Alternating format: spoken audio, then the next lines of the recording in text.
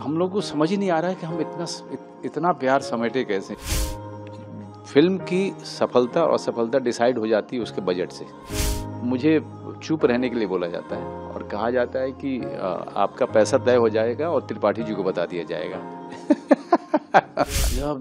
सिर्फ एक बंदा काफ़ी है ने इतिहास रचा है। मैं आपको कहूँ 1 साल से ज़्यादा हो गए इसको ZEE5 पे आए हुए, और इस समय 1 बिलियन मिनट्स वॉच से भी आगे जा चुकी है। और मैं सिर्फ इंडिया की बात कर रहा हूँ।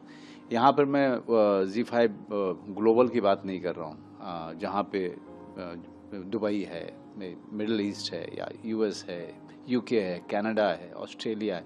मैं उसकी बात ही नहीं कर रहा हूँ। मैं उसको हम लोग अभी काउंट ही नहीं कर रहे हैं, क्योंकि वो लोग अभी तक डेटा इकट्ठा कर रहे हैं। और कम से कम मैंने एक नया छोटा सा ऑफिस बनाया, तो मैंने सोचा कि मैं अपने घर के सारे अवार्ड जो है मैं यहाँ शिफ्ट कर दूंगा। आप यकीन मानिए कि बंदा के अवार्ड ने जगह ही नहीं छोड़ी, छोटा उसका। तो बंदा ने मुझे इतना दिया, बंदा ने हम सबको इतना दिया कि हम लोग को समझ ही नहीं आ रहा है कि हम इतना प्यार समेटे कैसे, इतना सम्मान समेटे कैसे।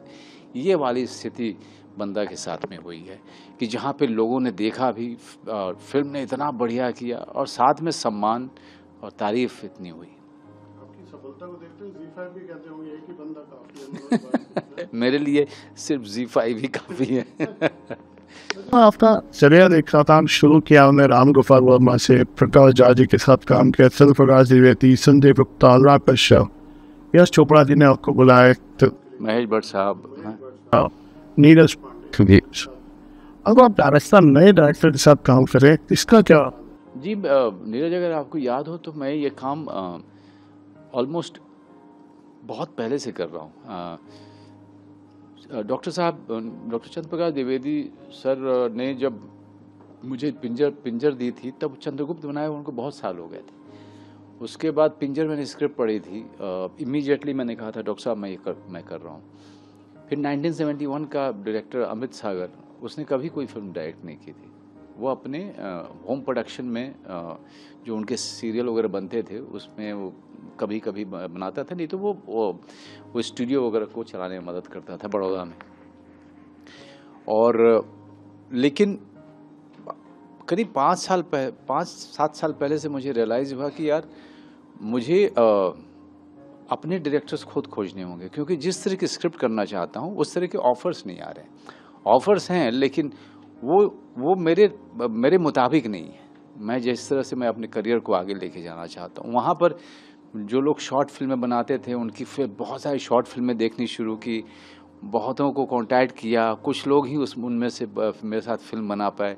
देवाशीष मखीजा इसका सबसे बड़ा एग्जाम्पल है। मैंने कनू बहल, जिसकी फिल्म आने वाली है ZEE5 पे ही, RSVP प्रोडक्शन है, डिस्पैच, उसको भी मैंने कहा कि भाई तुम मेरे साथ फिल्म बनाओ, तो डिस्पैच हुई।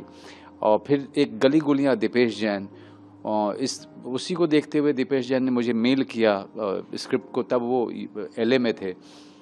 तो मैंने स्क्रिप्ट पढ़ी, इमीडिएटली मैंने उनको बुलाया। चाहे वो अपूर्व सिंह कार्की हो, जिसका मैंने YouTube पे TVF का आया था वो एस्पिरेंट, और इंडस्ट्री के लोगों ने नहीं देखा था उस समय तक जब ये आया। तो और मैंने वो देखना शुरू किया किसी के कहने पे, सनी हिंदुजा के कहने पे। और आप अपूर्व सिंह का, और मेरे पास जब कहानी आई, सुपन वर्मा मेरे पास लेके आया था, तब मैंने कहा डायरेक्टर कौन है, तो उन्होंने कहा कि भाई डायरेक्टर और राइटर तो तुम ही चूज़ करके बताओ कौन चाहिए। तो मैंने कहा कि भाई वो लड़का है, उसको लेके आओ। तो थोड़े प्रोड्यूसर वगैरह उनके हाथ पांव फूले थे कि यार ये तो नए आदमी के बारे में बात कर रहे हैं, लेकिन वो नया नहीं था, वो एस्पिरेंट डायरेक्ट कर चुका था 6 एपिसोड। तो मेरा पूरा विश्वास था कि ये आदमी करेगा, और उसने किया। दीपक किंगरानी जो राइटर हैं, वो कमाल के राइटर हैं। वो डेनमार्क में रहते हैं और यहाँ आते रहते हैं काम करने के लिए। फिर राहुल चिटेला से मैं मिला था, मीरा नायर के साथ ये काम करते थे। तो मैं, मीरा नायर जब आई थी यहाँ पे, तो राहुल चिटेला को बोला था मुझसे संपर्क करके मीटिंग रखने के लिए। तो मैं गया मिलने के लिए, तो मीरा जो है अपनी मीटिंग में और ट्रैफिक में ऐसी अटकी कि करीब 2.5-3 घंटे तक लेट हो गई हूँ अपने होटल के कमरे में, और मेरे पास भी टाइम बहुत था।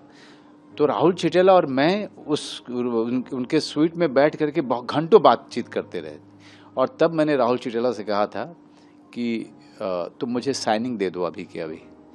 और उसने कोई चीज़ नहीं बनाई थी उस समय तक। मैंने कहा कि तुम मुझे साइनिंग दे दो और एक शॉर्ट फिल्म बना लोगे तो दिखा देना, मैं तुम्हारी फिल्म में मैं ज़रूर रहना चाहिए। तो उसने जो है मेरे ख्याल से 1 रुपये 2 रुपये दिया था। तो इस तरह से मैंने राहुल चिटेला को खोजा था। और अभी भी मैं कुछ एक नए डायरेक्टर्स को मैं अभी कुछ समय में फाइनल करने वाला हूँ। कंप्लीट कर लिया, प्रोडक्शन हाउस में बना लिया आपने, क्या मतलब पैसा कमाने के लिए? अच्छा, मैं आपको बताऊं नीरज कि अगर पैसा कमाने के लिए प्रोडक्शन हाउस खोल रहे हैं तो ये समझ लीजिए कि लॉस ही लॉस है। अगर आपको फिल्म बनाना, फिल्म प्रोडक्शन करना और क्रिएटिवली फिल्म को शुरू से लेकर अंत तक एक रूप देना इसका शौक है, तब आप कीजिए। दी ओनली थिंग कि जो आप नहीं कर सकते हैं एज एन एक्टर जब आप प्रोडक्शन हाउस में जा रहे हैं, कि और जो कि मेरी वाइफ भी बोलती हैं कि फिल्म की सफलता और असफलता डिसाइड हो जाती है उसके बजट से। क्योंकि अगर कंट्रोल न बनेगी तो कम से कम आपका नुकसान नहीं होगा, फिर आप दूसरी बना सकते हो। अगर नुकसान हो गया तो शायद हो सकता है कि आप इतनी डिस्करेज हो जाओ कि ताला लगा दो। क्योंकि कोई भी अपनी मैं एक्टिंग में पैसा कमा करके मैं लुटाना तो नहीं चाहूँगा। तो एक एंटिटी अलग है। हम तीनों का शौक़ है, विक्रम खक्कर का सिनेमा बिजनेस का, फिल्म बिजनेस का शौक़ है, शबाना का शौक़ है प्रोडक्शन के तरीके का काम में इन्वॉल्व होने का और एक्टिंग करने का। मेरा सबसे बड़ा जो पैशन है वो एक्टिंग है। लेकिन मुझे भी मज़ा आ रहा है किसी फिल्म की राइटिंग से लेकर के अंत रिलीज तक, उसके बिजनेस एस्पेक्ट में भी चीज़ों को देख करके मुझे अंत तक जाने में बड़ा मज़ा आ रहा है। तो मुझे लगता है कि अब इतने दिन तक सिनेमा में काम किया तो यही एक चीज़ है जिसको हम पूरी तरह से जानते हैं। लाइका मनोज पर खत्म करूँगा कि सिर्फ शबाना जी जो प्रोड्यूसर है और एक्टर मनोज से कुछ डिस्काउंट मिलता है?